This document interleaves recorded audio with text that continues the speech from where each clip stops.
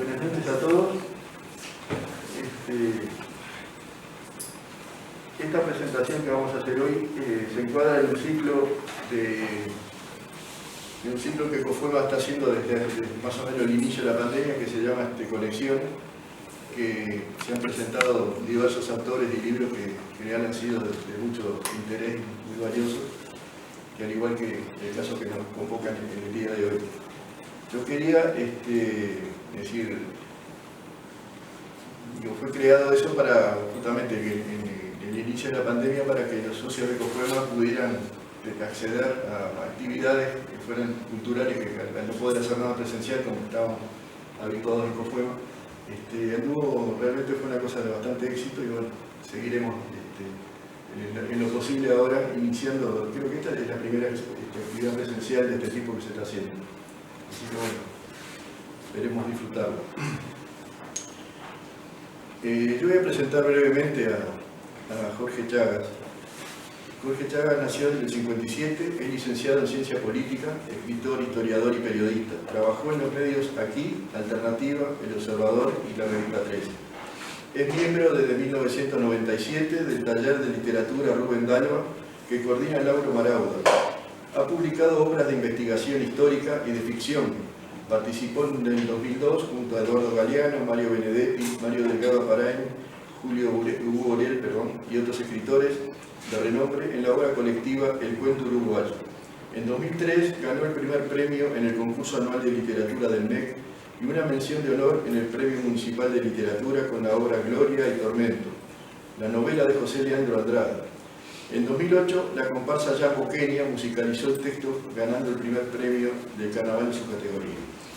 En 2009 ganó el primer Premio Nacional de Literatura en la categoría Ensayo Histórico Inédito, con la obra Banco la Caja Obrera, una historia en coautoría con Gustavo Trulén. En 2010 ganó el mismo premio con la obra Guillermo Chiflet, El Combate de la Pluma, también en coautoría con Gustavo Trulén. En 2013 obtuvo el segundo premio de literatura del MEC con la obra La Sombra, la novela de Ancina. En 2015 logró nuevamente el segundo premio en el mismo concurso con la obra El Sable Roto, la novela del coronel Lorenzo Latorre. Es socio de la entidad social y cultural Africaña desde el año 1997 y actualmente está trabajando en proyectos literarios musicales. Casi nada. Y bueno, quien lo va a presentar es la profesora Verónica Paricio, profesora de Historia con estudios en Economía y Ciencias Sociales, posgrado en Evaluación en Universidad Católica y especialización en Didáctica e Historia del Arte, también socia de COFUEMA. Y quien está colaborando con nosotros, con los libros y filmando, es Servando, del espacio Chamangá, librería que está en la calle Sarandí 1139 de Maldonado, que tiene convenio con COFUEMA para donde pueden adquirir esos libros de mucho interés. Bueno, ya quedan presentados, podemos comenzar. Muchas gracias. Es un gran honor, un aplauso. La verdad, un gran honor presentar a un escritor uruguayo nuevamente, como tantos que COFUEMA ha invitado. Es un gusto para nosotros recibirlo en esta casa. En este momento presencial, afortunadamente, porque tenemos este contacto, como decíamos recién, que es diferente, aunque la virtualidad nos ha dado posibilidades a veces de llegar a lugares, como comentaba recién, lejanos. Pero el gusto de estar cerca también tiene mucha importancia para nosotros. Bueno, iba a presentar parte de la trayectoria de Jorge Chagas, pero ya ha quedado presentado. Igualmente, decirles que como profesora de historia siempre fui bastante escéptica a la novela histórica, pero algunas me han cautivado mucho, como La Masái Blanca, que fue una de las primeras que, de la Suiza, de la escritora suiza, y eso ha sido de mucha importancia para unirla a un concepto que es la historia de las mentalidades, como recién comentaba a Jorge, que se inaugura en la década del 60 en Francia con la historia de Fernand Braudel y la historia de los anales, y que luego algunos autores uruguayos como Barrán han logrado reinterpretar y de escribir y darle mucho valor. Y creo que ahí converge la historia con la historia de las mentalidades, en la literatura y en la novela histórica. Y bueno, damos paso a Jorge Chagas. Nos gustaría que nos comente sobre el origen de esta obra, la motivación, que realmente es apasionante poder disfrutar de una obra contada. Y yo pensé encontrarme con el Rivera político y me encuentro con el mejor amigo de Rivera y con una sorpresa bastante interesante, porque es una visión no de este fructuoso Rivera político, sino el hombre querido por su entorno y descrito por su mejor amigo. Y bueno, no quiero decir mucho más porque ahora me gustaría que a partir de esa motivación y de ese encuentro con la historia y con la novela aparece el argumento de esta espléndida obra. Bueno, muchas gracias. Buenas noches a todos. Es un honor estar acá compartiendo este momento con ustedes. La idea de esta novela surge de un desafío que me hizo Estefanía Canalda, una de las directivas de Fin de Siglo, de la editorial de Fin de Siglo, que me propuso hacer una novela sobre Fructuoso y Rivera, que Fructuoso y Rivera fuera el personaje principal de la obra. Admito que en un principio me asusté bastante, porque sobre Rivera pesan dos hechos que siempre han pesado sobre él, que es la traición a Artigas, ¿no, verdad?, su alianza con el invasor portugués en un momento determinado, y la matanza de Salsipuela. Además, es considerado el fundador de uno de los partidos tradicionales de acá, uno de los partidos fundacionales, el Partido Colorado, ni más ni menos, ¿no, verdad? Pero bueno, no quise pasar por cobarde y acepté el desafío, y ese fue el origen. Yo partí de la base de que yo tenía que encontrar al Rivera de carne y hueso, más que el Rivera político, el Rivera militar, el Rivera caudillo, por supuesto también, pero yo tenía que encontrar la forma de narrar la mentalidad de Rivera. La novela histórica tiene sus complejidades, ¿no, verdad? El literato tiene una ventaja sobre el historiador, que el literato no tiene límites, puede ficcionar hasta el infinito. El historiador se tiene que ceñir a los documentos, rigurosamente, no puede salir de los documentos. Podrá ser en algún momento decir, es probable, hipotético, esta es una hipótesis, sí, pero no puede ficcionar. Tiene que regirse estrictamente por lo que está documentado. En cambio, cuando uno hace ficción histórica, tiene la ventaja que tiene esa libertad de salirse de esos límites, ¿no, verdad? Puede entrar en la cabeza de los personajes. Y trabajar esas posibilidades, ¿no? Es posible que haya sucedido, es posible que haya pensado de esa manera. Es realmente atrapante ver la voz de Rivera, que usted hace mención en varios pasajes con letra diferente, donde uno puede interpretarlo y realmente no hay límites ahí, porque es como escucharlo hablar en paralelo a la narración de su amigo Eustaquio. Eustaquio Santos, sí. La novela histórica, yo cuando hablé de las complejidades, son las siguientes.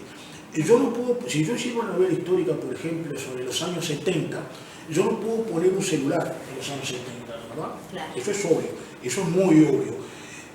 Pero tiene otros problemas, no basta con eso, ni siquiera basta con que yo sepa qué tipo de moda habría en una época determinada, qué música se oye, sino lo que yo tengo que llegar cuando se hace ficción histórica es entender cómo se percibe la persona, cómo percibe el mundo y la sociedad y su entorno.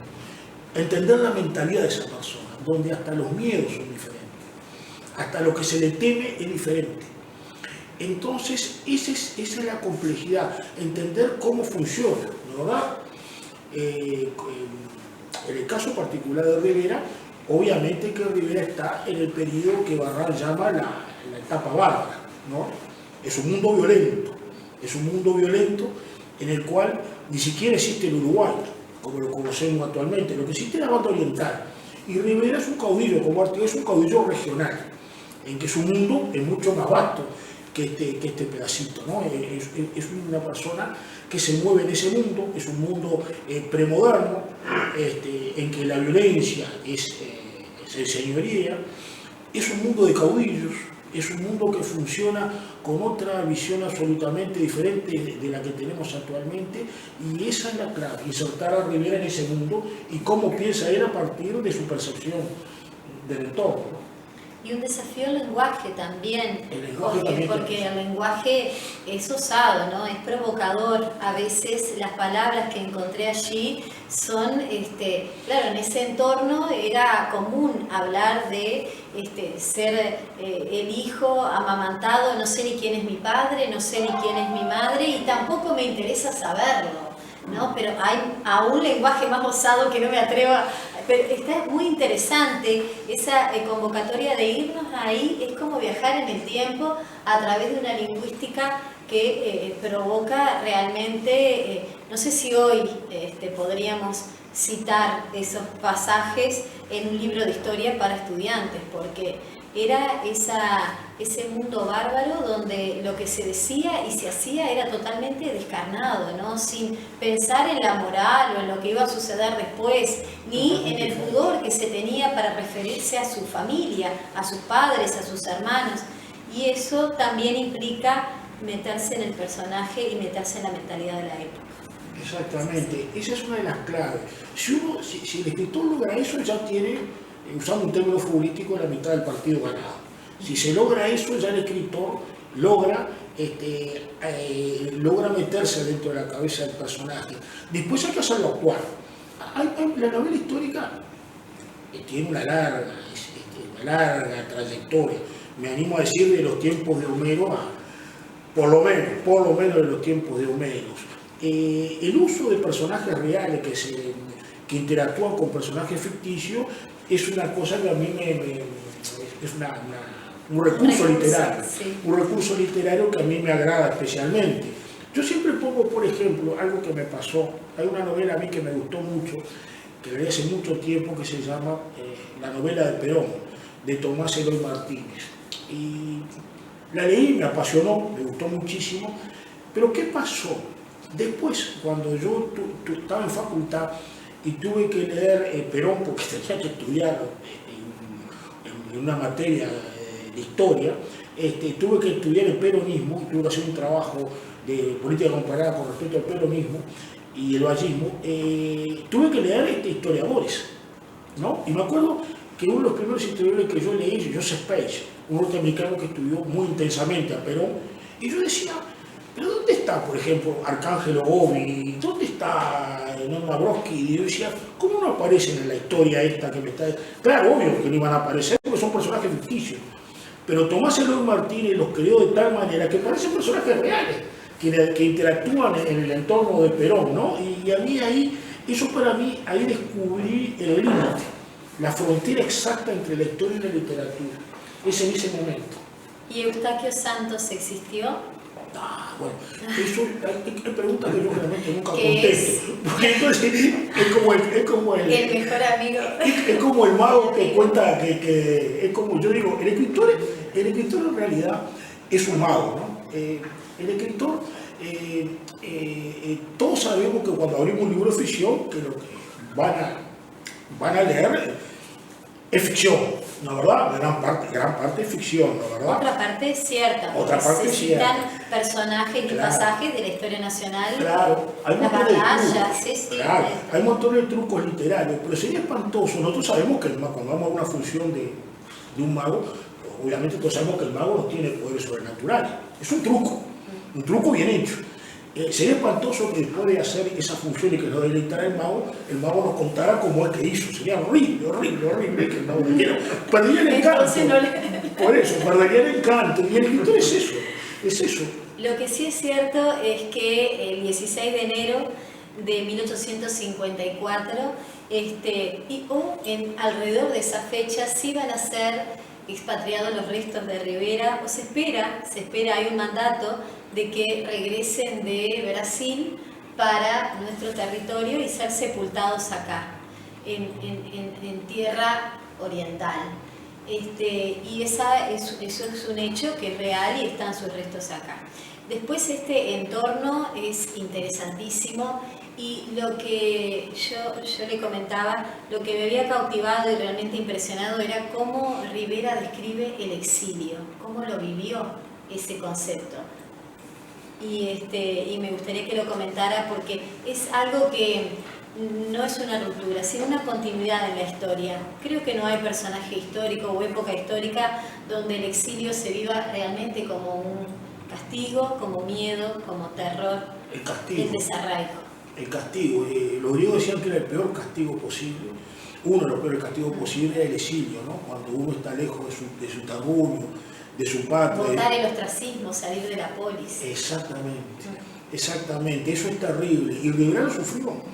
Rivera lo sufrió en gran medida en ese momento que él es expulsado por los doctores de Montevideo y lo mandan a Brasil, donde es prisionero durante un cierto periodo de tiempo, es prisionero en una cárcel que la pasó muy mal, pero una cárcel muy húmeda, incluso le resintió la salud, ¿no?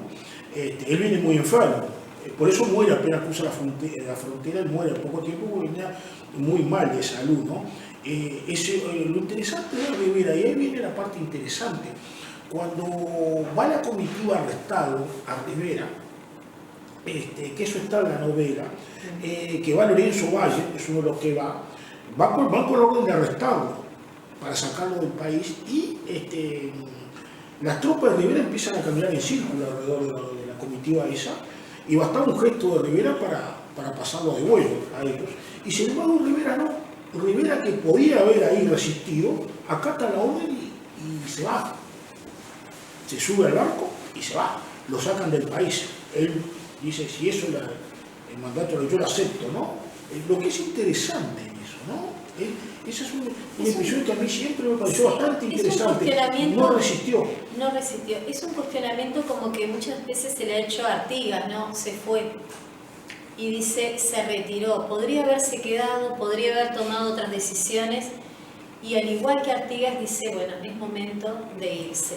Muy cuestionado, es controversial, no sé, es la época y el entorno fue la decisión del momento. Claro, sí. En el caso de Artigas el tema es que él se va después de perder la guerra contra Ramírez, cuando ya están agotadas las fuerzas, ¿no? Y quizás Rivera también se siente derrotado. Hay momentos que se sienten, claro, que son el ocaso de los caudillos. Yo he hablado con muchos historiadores a lo largo de mi vida, con unos cuantos. Algunos de ellos sostienen que en realidad, en el caso particular de Artigas, no es que se haya ido al exilio, sino que él fue a buscar a Yegros, ¿no? Eso también me han dicho. Él pensó que Yegros cuando llegó Yegros ya había sido ejecutado por el Supremo, ¿no? Y que en realidad lo que quería Artigas es juntar fuerzas para volver. Otros me han dicho que no, que ya estaba vencido. Es un tema controversial. Yo escuché esas polémicas hasta las 5 o 6 de la madrugada y nadie se puso de acuerdo de qué había pasado realmente. Por demás interesante. También cita a Bernardina Fragoso con mucho cariño y esa no considero parte de la ficción, sino que hay muchas cartas que se escribían apasionadas con su esposa y él en la novela también usted lo hace resaltar en varios pasajes cuando recuerda sus cabellos, la recuerda con cariño y bueno, creo que ahí es fiel a la documentación que hay sobre Yo ella. leí las cartas, sí. Ella, alguna relación muy interesante con Bernardina, porque ella le sabía todas las bandideadas de Rivera, ¿no? Sabía, pero lo toleraba, lo comprendía, entendía muy bien el papel que él jugaba y le fue muy leal siempre le fue leal, ¿no? Incluso la novela termina, la parte final de la novela, porque ella sale al encuentro sin saber que había muerto y los soldados la ven venir a ella, que le tienen que dar la noticia. Tienen que dar noticia que viene muerto, ¿no? Que viene en ese barril de caña. Sí, y también es bastante interesante cuando cita lo diferente y lo igual que fue el encuentro, los desencuentros con La Valleja, cosa que también observo que ahí hay una parte de ficción, pero también de realidad. ¿Cuántos historiadores dicen que hubo momentos en que se encontraron en la lucha, luego se separaron, el abrazo del Monzón, que no se sabe, no se ponen de acuerdo los historiadores si fue tan real o no, hasta qué punto ahí no hay un poco de ficción también? Lo que sí se sabe es que murieron prácticamente en el mismo momento y algunos dicen que llegaron a ser compadres. Sí, llegaron a reconciliarse, ¿no? Ellos, Venancio Flores, que es el caudillo emergente, en ese momento, claro, ese caudillo que hereda a Rivera, ¿no? Sí, es sí. el heredero de Rivera, Venancio Flores, ¿no? Hacia 1860, más Claro, o menos. y él forma el triunvirato con esos dos caudillos, ¿no? Ahí lo que hay son diferentes personalidades, ¿no? La Valleja, yo me animo a decir que era menos político, o sea, entendía menos la política que Rivera, ¿no? Y lo que es probable, por lo cual no va a ser elegido primer presidente. Y sí, los doctores de Montevideo van a elegir a Rivera, un hombre que, como usted mencionaba, no solo era querido por su entorno, respetado por la campaña y tenía un lugar de mucho peso dentro de los hacendados, pero también dentro del gauchaje. Y La Valleja no perteneciente además a otras estructuras de pensamiento, a logias y otras organizaciones, y Rivera era más cercano a menos a la ciudad y más a la campaña, que era la realidad de ese país naciente, ¿no? Esa división entre el país real y el país legal, y la realidad era el mundo de Rivera, básicamente, en ese tiempo, numeroso, pero leal al caudillo. Claro, y esos son los mismos doctores los que lo eligen presidente. Sin duda.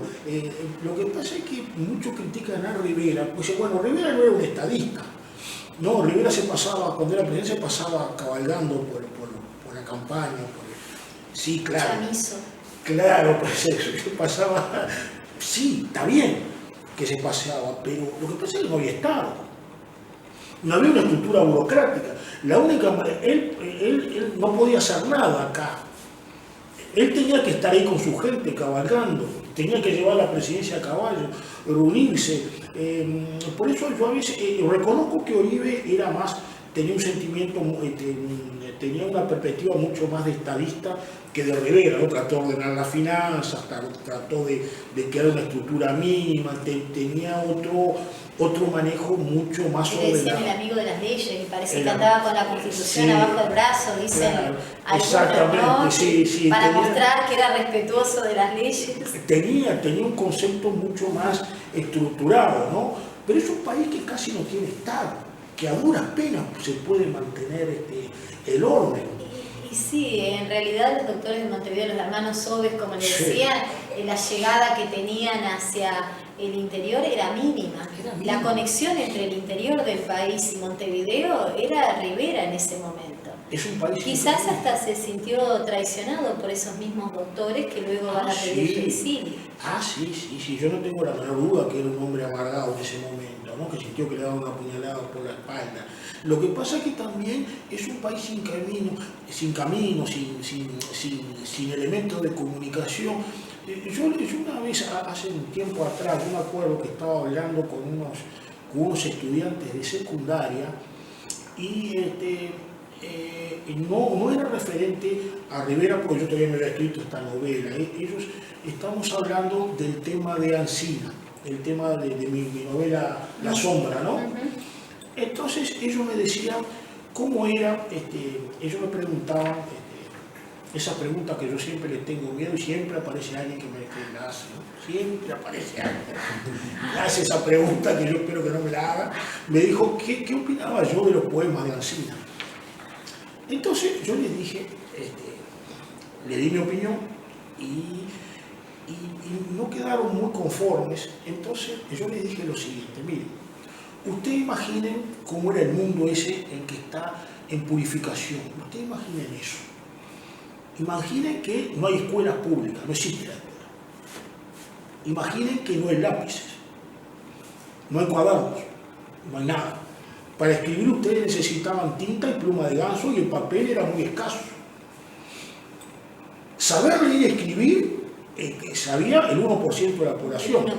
Los curas, algún grupo de la gente que manejaba de la congregación. De la congregación y más nada. Sí, sí. Porque no había, no existía. Ustedes se imaginen ese mundo, ¿no? Y después imagínense a Ancina escribiendo poemas. Digo, pero imaginen, yo les dije otra cosa mucho más interesante. Imagínense que yo voy a ese mundo por un motivo cualquiera, la máquina del tiempo, yo aparezco en ese mundo, ¿no? Con todos mis conocimientos. ¿Yo cuánto puedo durar? Un día, con mucha suerte. ¿Por qué? Porque ninguno de todos estos conocimientos que yo tengo me servirían en ese mundo. En cambio, ellos sí sobrevivían porque sí tenían conocimientos, tenían los conocimientos requeridos para vivir en ese mundo. Entonces me entendieron. Lo que nosotros entendemos por conocimiento no significa lo mismo ahora que antes. Obviamente que ahora es fundamental, como mínimo, saber escribir, pero en esa época no era necesario saber escribir. Yo tengo que saber manejar bien las armas, andar a caballo, reconocer, tener rapidez para reconocer el entorno, que es extremadamente hostil, tanto naturaleza. Y la escucha. A mí me cautivó mucho cuando usted señalaba en la novela cómo era atento a los sonidos, a la lejanía, a percibir los olores, a ver las huellas.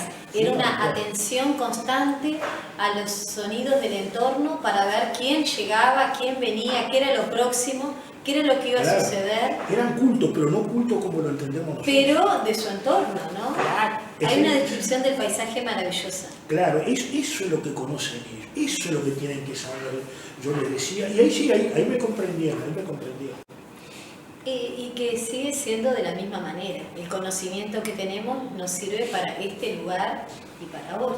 Nos ubican, ¿no? en Nueva Zelanda o en la zona, en Australia, en las zonas más deshabitadas, donde están todavía tribus que viven allí en ese entorno. Nosotros no sobreviviríamos. Siglo XXI me refiero, en esa zona no sobreviviríamos demasiado. Bueno, y el episodio de Sal si puedes, eso es como el momento álgido de la novela. Sí, eso es la tradición antigua. No, sí, pero y la cita de manera lateral porque se dirige a Bernabé Rivera para comenzar a trabajar sobre Sal si puedes. Eso me llamó la atención. Sí, el tema de Sal si puedes es fascinante porque yo tengo esta impresión, y no soy el único que la tiene. En realidad, hasta los años 80, el episodio de los charrúas no era demasiado importante en la historiografía. Es más, no es un tema oculto. Yo hace poco les decía, el monumento que está ahí en el Prado, en Montevideo, de los últimos charrúas del año 35. O sea, no es un episodio que se haya querido ocultar. Jamás nadie lo ocultó ese episodio. Lo que sí pasó a partir de los 80 se interpretó de diferente manera.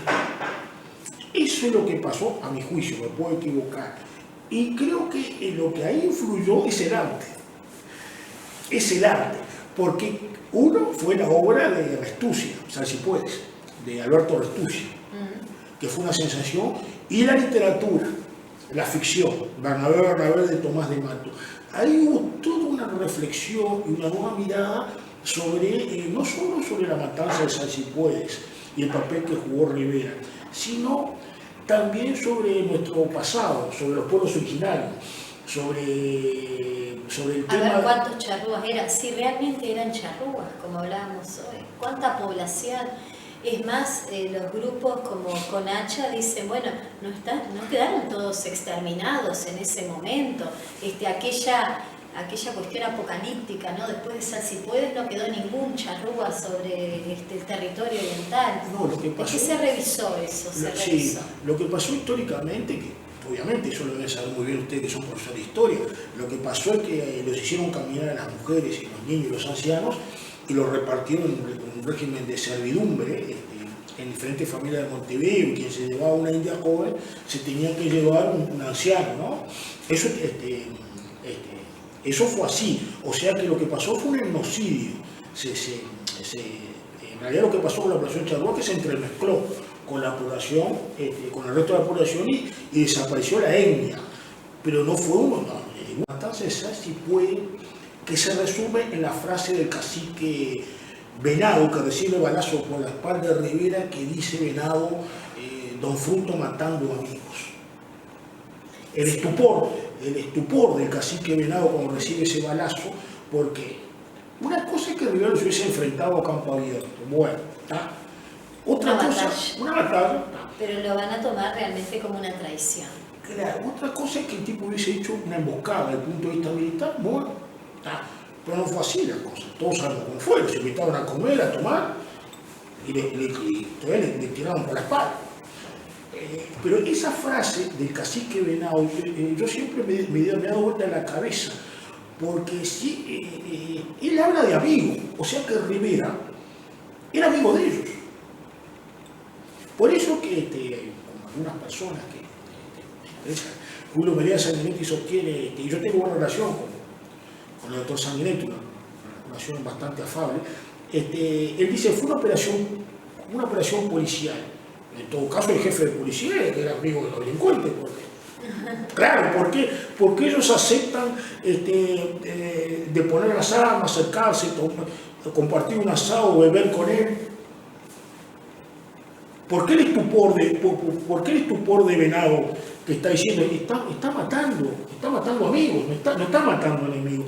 Ese es el drama humano más terrible para mí. Que da aviso de que algunos puedan irse, ¿no? Tomen sus familias y váyanse. Esto se estaba complicando la situación, sí, y sabiendo algo que comentábamos hoy, que no fue una sola vez, hubo más de una matanza. Hubo documentada una más en un rancho que eso, ahí es Bernabé el que comete esa matanza, los encierran y le disparan por las ventanas, los masacran y él, incluso Bernabé, lo sigue.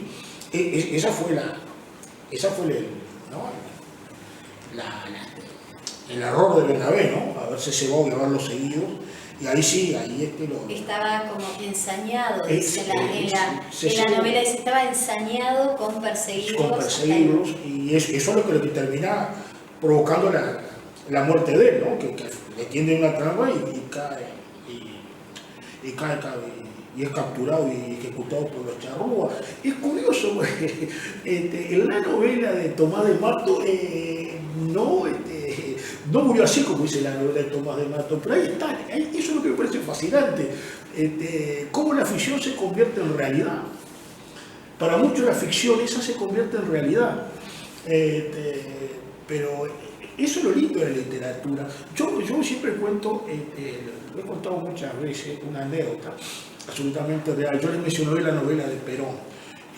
Un tiempo atrás Tomás de Mato le hacen una entrevista en un diario muy importante y le preguntan, porque en la novela, en un capítulo, cuando Perón conoce a Evita Perón la conoció en el terremoto de San Juan, durante el terremoto de San Juan, ¿no? en la campaña de beneficencia para los damnificados del terremoto de San Juan. Y en la novela Evita le da una esquela a Perón que dice gracias por existir. En la novela incluso aparece la esquela, borroneada por la letra de Evita. Entonces le pregunta el periodista Tomás de Mato, Tomás Eloy Martínez, y Tomás Eloy le dice, no, ese es un invento mío, es una creación mía, ¿no? Nunca le dijo eso, Evita, boa. A los días aparece la rama femenina del peronismo diciendo a Tomás de Mato vamos a permitir que le falte el respeto a la compañera Evita. Era verdad. Tantas veces dicho la mentira, tantas veces dicha. Y bueno, y Tomás Eloy Martínez, que era un tipo muy inteligente, bueno, metió Belina en bolsa y dijo, bueno, está bien, me ganó. Él dice, al final el mito de Evita me terminó consumiendo a mí. Eso pasa. Sí, aquí aparece también cómo lo siente, ¿no? Rivera, Don Frutos, como le dice Eustaquio, como se decía en la época, siente la muerte de Bernalito, dijera. Es algo sentido. No justifica en ningún momento la muerte de los charrúas, sino que siente la pena de la muerte de Bernabé, ¿no? Como familia lo habían colocado como hermano y era sobrino, todo eso familiar que usted relata al inicio, pero lo que sí es cierto que como familia siente su muerte más allá de haber tal vez sentido arrepentimiento por haber matado al suyo, porque en definitiva, ¿para qué? Sí, la novela incomoda un poco, yo reconozco que incomoda un poco, porque Rivera en ningún momento se arrepiente de haberse ido a los portugueses, ni se arrepiente del episodio de Salsipuede. Eso reconozco que al lector le puede incomodar, pero... en el contexto... Puede incomodar. Sin embargo, si uno lee atentamente la novela, los fantasmas de los charrúas lo acosan, no lo dejan en paz en un momento de la novela, ¿no? Los espíritus de los charrúas no lo dejan en paz, porque la idea es esa, ¿no? De cómo él, ¿por qué lo hice? ¿Por qué hice lo que hice? ¿Cuál es mi justificativo final? ¿Por qué me alié portugueses? ¿Por qué maté a los charrúas? ¿Cuál fue mi objetivo? ¿Cuáles fueron por qué? ¿Qué causas hay, no? Al punto se cuestiona que en un momento usted cita, hubiera dado la vida por Bernabé, hubiera tomado su lugar y como no dice lo extraño, pero sí siente el afecto, y ahí se deja entrever esa equivocación, ¿no? Sí. Porque luego Bernabé se va a ensañar hasta el último momento que va a terminar con su muerte. Exacto. Entonces tal vez no se deja ver un arrepentimiento, pero sí un estado de conciencia y de confusión. Que provoca la confusión también en quien lo lee, ¿no? Porque aparece allí esa dualidad. Sí, es que los personajes estos son duales muchas veces, ¿no? Tienen sentimientos extremadamente contradictorios, ¿no? Y muchas veces uno llega a percibir en el caso de Rivera que actúa en base a las circunstancias, ¿no? Rodeo de los portugueses, ¿qué hago, no? Peleo hasta morir, no, mejor pacto. Salvo la vida y la de mis hombres. Claro. ¿No? Instintivo en el Instintivo. momento. Como el caudillo, ¿no? Claro. Planificaba el caudillo. ¿Qué hago yo con los charrúas que me están causando problemas y que los estancieros me piden que termine con esto? Son mis amigos. Si no lo hago, voy a seguir siendo presidente. Que tengo que estar constantemente sofocando revueltas. ¿Qué hago si yo pierdo el apoyo de esos estancieros? ¿Lo puedo perder? ¿Qué era lo menos malo? ¿Qué es lo menos malo? ¿Qué hago? Lo que nunca está claro es por qué lo hizo de la forma que lo hizo. Porque el coraje a Rivera no le faltaba. ¿Por qué lo hizo de esa manera? Es un misterio. Eso es un misterio. Un misterio que mucha gente condena, ¿no? Condena y le provoca indignación. Claro, Y cuando uno va a estudiar a Rivera, dice, me provoca cierto rechazo, pero es una apreciación, considero, apresurada, porque hay que comprender todas esas interrogantes que usted plantea de manera muy interesante, en el contexto, en el instinto, en los beneficios que tenía o que podría perder entre sus hombres cercanos, sus amigos, su familia y el entorno político. ¿Qué hubiera hecho? Claro, ¿no? Él y otros tantos caudillos, como citábamos Artigas, y otros que fueron cuestionados, Oribe y La Valleja, también fueron cuestionados en su momento por las decisiones políticas que tomaron. Claro, incluso hay un tema que es que si al decir amigos Venado, uno se tiene que preguntar hasta qué punto los chaguanes incivilizados eran salvajes. Porque tiene un concepto de la amistad. ¿Y salvajes para quién? Y tiene un concepto también de la lealtad. ¿La verdad? El estupor del cacique Venado antes de caer muerto revela eso, que ellos tienen un concepto de la amistad. ¿Hasta qué punto eran salvajes? Sí, posiblemente sí, eran nómades, cazadores, guerreros. Hubiese sido muy difícil que ellos se asentaran, porque no tenían ese concepto de vida, ¿no? Además las tropas, yo lo he comentado muchas veces, las tropas que hacen esas dos matanzas son guaraníes mayoritariamente. La tropa de Rivera es guaraní, no son gente rubios o blancos matando a indios, no fue un problema racial. Fue un problema de otra especie totalmente diferente, ¿no? Más bien económico-político. Más bien ¿no? económico. Respondiendo a intereses políticos, Más tal bien vez, como es sabido. económico-políticos, claro. Como es sabido en otros territorios como Argentina por parte de Manuel de Rosas. Claro, sí. También hay sí. un interés allí económico y político que moviliza la decisión. Sí, a mí- Es más descarnada porque acá hay una convivencia de Rivera con ese entorno mucho más cercana tal vez que Manuel de Rosas. sin duda. Pero igualmente hay una respuesta a intereses económicos que presionaban bastante al político de la época, ¿no? Limpiar el territorio, como decían en Argentina, y seguramente era limpiar el norte del Río Negro también acá. Sí, incluso la conquista del desierto que la hace Roca, el general Roca, Julio Argentino Roca, que hace la conquista del desierto. Yo he hablado mucho con historiadores argentinos sobre eso. Muchos consideran que Roca fue uno de los mejores presidentes. Otros dicen que no es así, que no es tan así. Lo que sí estoy tan de acuerdo es que él moderniza Argentina, y para modernizar Argentina tiene que hacer la conquista del desierto, ganar todas esas tierras que son los indios, y él usa el término como una aplanadora. Sí, el rodillo el compresor. rodillo de la cocina que avance sobre el territorio y gane todas esas tierras. Y eso es una cosa que yo he hablado con muchos argentinos sobre ese tema, ¿no? Sobre el tema de por qué pasó realmente con el tema de los indígenas, los pueblos originarios, ¿no? Eso es todo un tema que todavía no está saldado. Y tal vez acá tampoco. De acuerdo. No sé si habría preguntas, si alguien quisiera participar de preguntas sobre la novela, hacerle preguntas a Jorge, tal vez quieran, no sé, para no monopolizar nosotros la palabra, no sé, Grisel, si es pertinente que participen de alguna manera. Cuando empiezan las preguntas, tiempo. Sí, no, es por demás interesante. Me viene escuchando.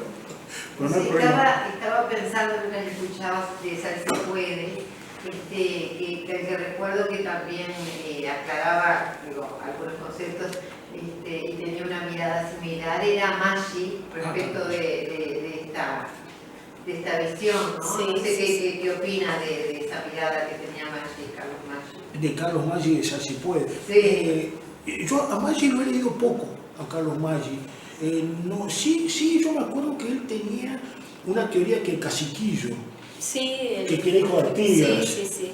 Una teoría bastante que ha sido bastante criticado por algunos historiadores. Sí. El tema de una cosa parece obvia, que los charrúas sí acompañan a Artigas, pero cuando Artigas se va, quedan medio como descolocados. Y ahí está el problema, ¿no? Ese es el problema, ¿no? Yo creo que ahí hubo una serie de sucesos que hacen que los charrúas queden en una situación vulnerable, ¿verdad? Eso para mí es lo que pasó. No necesariamente la solución esa pudo haber sido la única, ¿no? Pero estamos en un mundo violento. Esa época es una época extremadamente violenta. Salvaje, digo, una cantidad de sentidos. Totalmente, las cosas se resuelven por medio de la violencia, ¿no? Como bien decía Barran, todo es violencia. Todo, hasta las relaciones familiares son violentas. Sí, la barbarie de esa época. Si uno lee la historia de la vida privada del Uruguay, de Porsekansky, entre otros autores, de Barran, la violencia intrafamiliar es realmente asombrosa. Uno se sensibiliza en la actualidad con las situaciones de violencia intrafamiliar y las noticias que todos los días salen, pero pensar en ese mundo y leer ese mundo es realmente terrible, porque se naturalizaba. Hoy se denuncia y genera estupor y genera rechazo, genera condena y genera juicio y cárcel en muchos casos. En ese momento, la muerte a un familiar, una esposa, un hijo, bueno, son circunstancias naturales. Era parte de... no recuerdo, como me cautivó mucho ese comienzo, no recuerdo ni quiénes eran mi familia, ni me interesa ya nada de eso. El mundo del campo, el mundo agrario, ¿no? Agrario y urbano, la violencia sí, intrafamiliar en la zona urbana también, Sí. cómo se trataba al servicio doméstico, no importaba si era de Europa, si venía de África, era un destrato permanente, Total, sí. solo por el hecho de considerarlo de un sector social Sí. diferente. Era duro. Por eso entender a aquellos hombres y a aquellas mujeres resulta apasionante, ¿no? Es un ejercicio tanto para el que hace ficción como para el que hace historia, ¿no? Yo creo que en ese sentido, por suerte acá, los historiadores tenemos, por suerte, Uruguay tiene excelentes historiadores que ahora están estudiando mucho, han estudiado y siguen estudiando mucho el tema de las mentalidades, ¿no? Sí, hablábamos de las mentalidades colectivas. Eso creo que es importante. Yo me quería acordar hoy cómo se llamaba. Cuando hice la novela de La Torre, de Sable Roto, yo había leído el libro de una historiadora uruguaya, creo que era Luisa Beca, creo que era así el nombre de ella, que analiza las mentalidades en la época de La Torre. Cómo se vivía en la época del coronel Lorenzo Latorre, cuando el Uruguay se empieza a modernizar. Y me gustó tanto ese libro que fue en gran medida el origen de la novela, El Sable Roto, ¿no? Cómo Uruguay se va modernizando, ¿no? Pero ya aún en la época de Latorre hay violencia y Latorre resuelve moderniza el país por medio de la violencia. Sí, está Enrique Méndez Vive con La Tiza y el Sable La Tiza y el Sable. La Tiza y el Sí, Sable, estupendo, con esos pasajes de la vida excelente que realmente enriquecen una clase de historia a nivel del liceo, porque esos pasajes de lo que se publica, ¿no? Hoy uno le llama la atención que la vida privada salga a la luz permanentemente. Y antes la noticia común era decir, fulano de tal entró a la casa, robó el reloj de bolsillo y se publicaba nombre y apellido para que quedara como en el escrache, ¿no? Sí. Esa noticia llama la atención porque dice, ay no, las redes. Pero antes era el diario el que publicaba, y Enrique Méndez Vives hace una compilación de situaciones desde la educación, el trato con las mujeres, las noticias publicadas, los avances como la ducha nasal, que era realmente impresionante que existiera la ducha nasal, hoy se dejó de usar, pero eso era apasionante que se promocionara la propaganda, la publicidad de la época, y creo que es una historia de las mentalidades que nos lleva Incluso nos llama la atención, ¿no? Sí. Hoy muchas de esas costumbres quedaron atrás. Claro, a veces nosotros nos olvidamos de que uno de las... esto también lo dije en más de una oportunidad, nos olvidamos de que una de las cosas que decía José Pedro Varela, él decía, uno de los problemas que tenía Uruguay, y tenía razón, es que no había ciudadanos. ¿Cómo queremos asentar una democracia si no tenemos gente que no sabe leer y escribir? Si no sabe leer ¿cómo van a votar? No saben lo que están metiendo dentro de la urna, no tienen la menor idea. Entonces lo que hay que crear es ciudadanos, ¿no? Además, indirectamente estaba creando trabajadores, ¿no verdad? Estaba creando trabajadores porque la y economía tal está vez cambiando. indirectamente presionando a que hubiera una constitución que diera la posibilidad a esos ciudadanos de votar, Sí, que no era la constitución del 30 en No, particular. claro. No va a ser, No. pero está la iniciativa. Hay una película que refleja mucho, que creo que la sacaron de circulación porque no apareció más. El padre de Gardel, un documental que no me acuerdo de quién fue que la mostró, es interesantísimo, que obviamente centra en la vida del coronel Escayola, ¿verdad? Pero es justo la época esa que están hablando ahora. Y planteaba que desde la arquitectura de la época, que eran casas altas, oscuras, cerradas, hasta el comportamiento, digamos, de los caudillos, tipo el coronel Escayola, que tenía sus presos propios, que tenía todos un montón de temas, y bueno, y la violencia, ¿no? Ese documental plantea que Gardel es hijo de un incesto, ¿no? de coronel Escayola con una hija. Entonces, bueno, que todas esas situaciones estaban paradas por el tipo de vida que era todo, realmente cada casa era un mundo en que nadie se metía, que nadie sabía lo que pasaba. Que era como y que que todo se apoyaba sabía, eso. pero que Claro. Era un secreto a voces, ¿no? Que Sí, hubiera después, violencia, que exacto. hubiera incesto, que hubiera Sí, sí, ese tipo de situaciones pero como que lo hacía con su derecho porque era su mundo, Claro. su casa, su dominio, ya. se naturalizaba completamente. Y eso estaba apoyado por todos los aspectos de esa vida, desde la forma que se hacía las casas hasta el relacionamiento que había con el resto. Lo mismo pasaría si analizáramos los conventos, Claro. los Bueno, colegios, sí, ¿no? sí, ¿Cuánto sí. se ha analizado sobre eso en la historia de la mentalidad colectiva? Esa situación de tapar lo poco visible, lo que pasa detrás de los muros. Sí, exactamente, exactamente. El Uruguay del siglo XIX todavía sigue siendo fascinante, ¿no verdad? Me acuerdo que una de las cosas más paradojales es que la modernización del Uruguay se hizo desde el Estado. Eso es una de las cosas más fascinantes de la historia uruguaya. Autogris que está fuera de ahí, está el inspector para multar. Dios mío, El que está acá afuera, en el estacionamiento para lisiados, está en la puerta, no sé si el estacionamiento para lisiados. voy a tener que retirarlo entonces. Permiso. Está el inspector haciendo la boleta acá. Bueno, si está haciendo la boleta, entonces podemos Ya está, esperar. Disculpe, ya está No hay cubierto. problema. Si ya está haciendo la boleta, no nos vamos a empezar.